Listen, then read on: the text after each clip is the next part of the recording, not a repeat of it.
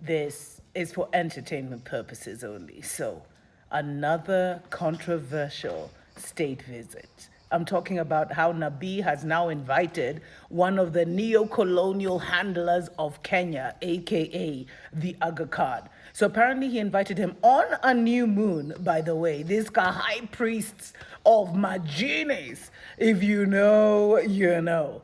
He invited him here. The guy arrived yesterday. Nabi, who actually landed in Eldoret, didn't even go to meet him at the airport. He sent Musalia Mudavadi and some other people. Like, that's such a degrade.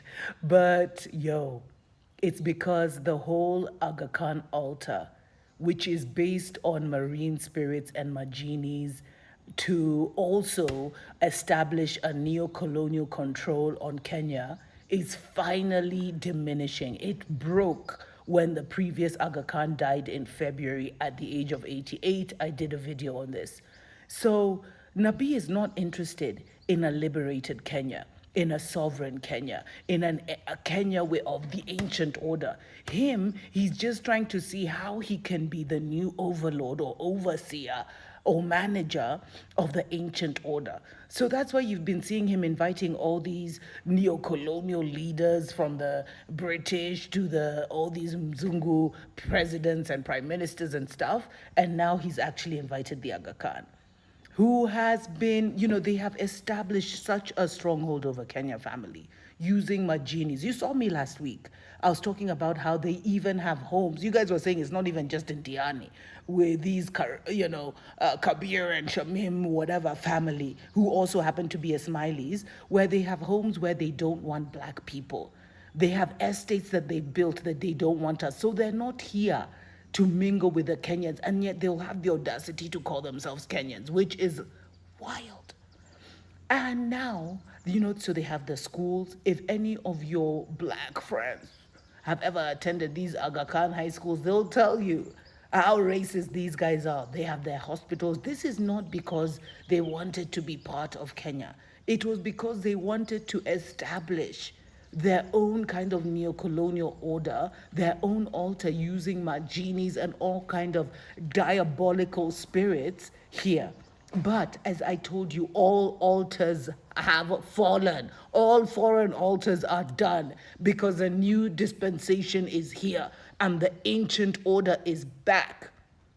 And so I'm going to be paying attention to see who this guy, what he's trying to do, where he's trying to go. But if you've been to the Aga Khan Hospital or any of those lately, you'll see that this power is now waning. They're overcharging and their services have gone way down. That's because the altar, where the altar was mainly based, has been. And one of the main places where they had their altar family was Diani. They were controlling Diani and the portal that is in Diani for decades. But it has come down, and that ancient land is returning back to the Digos, and so many Kenyans from here and the diaspora have bought land there and are moving in there. So there is a massive transition going on. But if you have time, there's a friend of mine who put this up, and he said, each of us should say, by the divine authority bestowed upon us over the nation of Kenya, we stand before our ancestors, Gai, the Most High Creator, and decree as follows: I cancel, nullify, and annihilate all legal authority of any kind or form with marine spirits under the sea, over the air, and on the land within the jurisdiction of Kenya. I bind them and revoke all covenants established by such diabolical spirits and deprogram their motives, purpose, and direction here. And then he continues, you know what, I have kind of reworded it a little bit, but I'll share it at the end of this. All altars, all foreign altars have fallen, family.